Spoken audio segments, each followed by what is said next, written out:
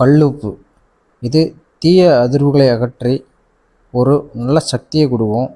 இதை ஒரு ஜாடியில் போட்டு ஒரு ரூமில் ஒரு மூலையிலையோ இல்லை நீங்கள் கடவுள் வழிபடுற இடத்துலையோ அந்த ஜாடியில் வச்சிட்டிங்கன்னா ஒரு பண வரவை கொடுக்கின்ற ஒரு நல்ல பொருளாக இருக்கும். நிறைய அரிசி ஜாடி.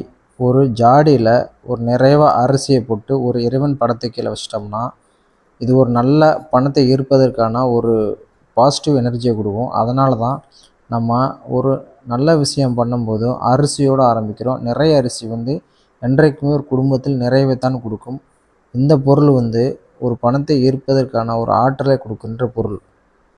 இலவங்கப்பட்டை. இது ஒரு வெற்றியை உணர்த்துகிற ஒரு பொருள்.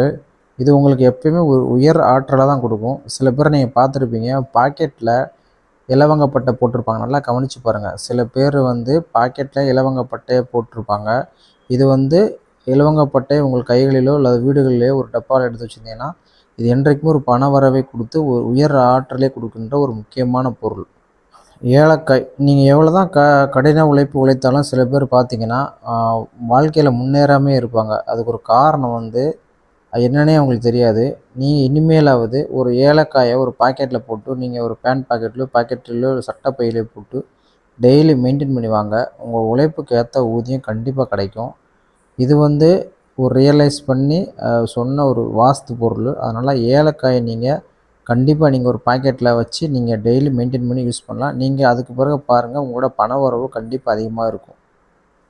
தேன். இது உங்களுடைய அதிர்ஷ்டத்தை இனிமையாக்கி உங்களுடைய சேமிப்பு பாதுகாக்கிறதுல ஒரு முக்கியமான பங்காக இருக்கும்.